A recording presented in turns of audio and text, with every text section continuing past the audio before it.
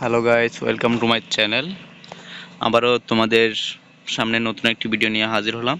নবম শ্রেণীর শিক্ষার্থীদের বাংলা বিষয় নিয়ে আজকে তোমাদের আলোচনা করব তোমাদের বিপরীত শব্দ নিয়ে। তোমাদের অনেকের মধ্যে বিপরীত শব্দর মধ্যে সমস্যা আছে, যে স্যার আমাদের অনেক শব্দগুলো আমরা খুঁজে পাই না। তো সপ্তম শ্রেণীর নবম শ্রেণীর এগুলোর যে বাংলার ব্যাকরণের যে এগুলো আছে স্যার, এগুলো অর্থগুলো বা এটা যদি একটু বুঝিয়ে বলতেন যে আসলে বিপরীত শব্দগুলো কেন হয়, যে অনেকে এটা জিজ্ঞেস করেছো। আমি তাদেরকে অনেক ধন্যবাদ জানাই যারা এটা জিজ্ঞেস করেছো। এটা দেখার জন্য অবশ্যই আমি প্রথমে বলবো যে তোমরা চ্যানেলটি সাবস্ক্রাইব করে আমাদের পাশেই থাকো। পুরো ভিডিওটি দেখো, না টেনে পুরো ভিডিওটি দেখে আমাদের পাশে থাকো। দেখার জন্য তোমাদের অসংখ্য অসংখ্য শুভকামনা রইল। তো দেখো যে আজকে 4.3 পাঠের যে বিপরীত শব্দ রয়েছে, এখানে যেটি দেওয়া আছে যে ইসমাইল হোসেন সিরাজি 1880 সালে 1931, মানে হচ্ছে 1880 সালে জন্মগ্রহণ করেন এবং মৃত্যুবরণ করেন 1931 সালে। তার মানে হচ্ছে তিনি 51 বছর বেঁচে ছিলেন।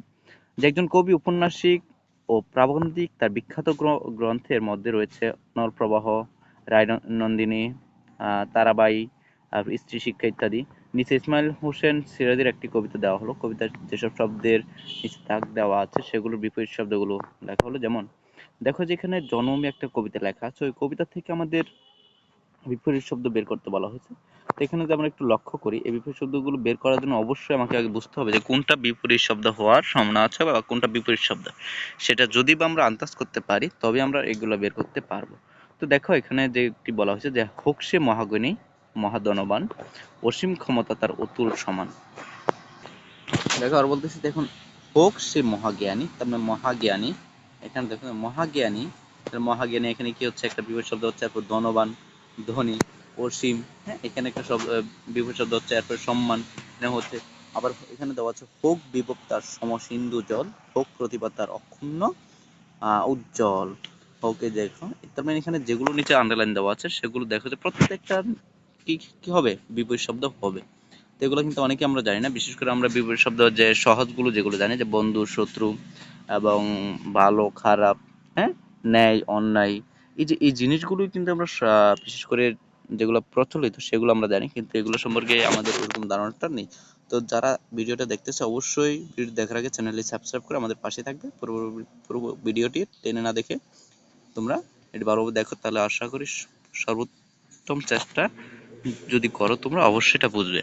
তো এখানে দেখো যে হোক তাহার রূপ চন্দ্রের উপম, হোক বীরেন্দ্র সেই যেন সে রুস্তম, তারপরে শত শত ধাস তার সেবক চরণ, করুক স্থাবক দল স্তব সংকীর্তন। তো এই যে কবিতা থেকে এখানে দেখো যে প্রত্যেকটা এখানে তৈরি করা হয়েছে। তোমরা এগুলো দেখবে, ভালোভাবে লক্ষ্য করবে।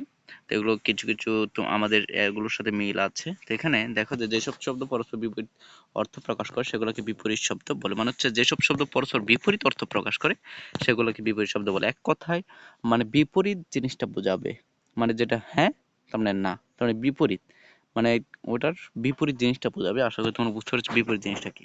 বিপরীত শব্দ একে অন্যের পরিপূরক, যেমন জীবিত, মৃত, গভীর, অগভীর, স্থির, গতিশীল ইত্যাদি। এসব শব্দ যুগলের একটা বৈশিষ্ট্য হলো এগুলোর একটিকে অস্বীকার করা মানে অন্যটিকে স্বীকার করে নেওয়া। যদি কারো সম্পর্কে বলা হয় তিনি জীবিত তবে বোঝায় তিনি মৃত নন, আবার যদি বলা হয় তিনি মৃত তবে বোঝায় তিনি জীবিত নন। তার মানে এক কথা এখান থেকে কিন্তু আমরা বুঝতে পারলাম যে শব্দের পূর্বে অ, অন, আন, অনা, অপ, অব, অবি, দূর, না, নি, নির প্রভৃতি উপসর্গ যুক্ত করে বিপরীত শব্দ তৈরি করা যায়। চেনা থেকে অচেনা, আদর থেকে অনাদর, নশ্বর থেকে অবিনশ্বর। তবে এমন বহু শব্দ রয়েছে যেগুলোর বিপরীত শব্দ গঠনভাবে আলাদা, যেমন ধনী, গরিব, আদি, অন্ত, নিন্দা, প্রশংসা ইত্যাদি। এখন দেখো যে আমরা জানবো যে এখানে বিপরীত শব্দগুলো, যেমন অগ্র, পশ্চাৎ, অচল, সচল, অজ্ঞ, বিজ্ঞ, অতিবৃষ্টি, অনাবৃষ্টি। এই যে দেখতে পাচ্ছ, অদম, উত্তম, অদমর্ণ, উত্তমর্ণ, অনুকূল, প্রতিকূল, অনুরক্ত, বিরক্ত, অনুরাগ, বিরাগ, অন্তর, বাহির, তরঙ্গ, অন্তরঙ্গ, বহিরঙ্গ, অপরাধ, নিরপরাধ। তারপর হচ্ছে অপ্রতিভ, সপ্রতিভ, অভিজ্ঞ, অনভিজ্ঞ, অর্থ, অনর্থ, অল্প, অধিক, অস্থ, নাস্তি। তারপর হচ্ছে আকর্ষণ, আকর্ষণ, বিকর্ষণ, আচার, অনাচার, আত্মীয়, অনাত্মীয়, আদান প্রদান। এখানে দেখো যে আমরা এই পাশে এগুলো শেষ করলাম, এখন এই পাশে এগুলো দেখবো। যেখানে যেটা রয়েছে আপন, আবশ্যক, অনাবশ্যক, আবির্ভাব, তিরোভাব, আমদানি রপ্তানি। আয় ব্যয়, আশা নিরাশা, আশু বিলম্ব, আস্থা অনাস্থা, ইস্তফা যোগদান, ইহলোক পরলোক, ইহা উহা, উচ্চ নিচ, উৎকর্ষ অপকর্ষ, উৎকণ্ঠা স্বস্তি, উৎসাহ নিরুৎসাহ, উত্তর দক্ষিণ, উত্থান পতন। এখানে দেখো যেগুলো, এরপরে আরো রয়েছে উদয়, অস্ত, অদিষ্ট, নিরুদ্দিষ্ট, উন্নতি, অবনতি, উপসর্গ, অনুসর্গ। এখানে যে বিপরীত শব্দগুলো নিয়ে আলোচনা করলাম, আশা করি তোমরা এখানে খুব সহজে বুঝতে পেরেছো। আবারও তোমাদেরকে বলতেছি, এরকম নতুন নতুন ভিডিওগুলো যেন আমরা তোমাদের ফ্রিতে প্রোভাইড করতে পারি, সেজন্য চ্যানেলটি সাবস্ক্রাইব করে আমাদের পাশেই থেকো। তোমাদের অসংখ্য ধন্যবাদ পুরো ভিডিওটি দেখার জন্য। তোমার সুস্থ থাকো, ভালো থাকো, তোমাদেরকে ধন্যবাদ। আবারও দেখা হচ্ছে।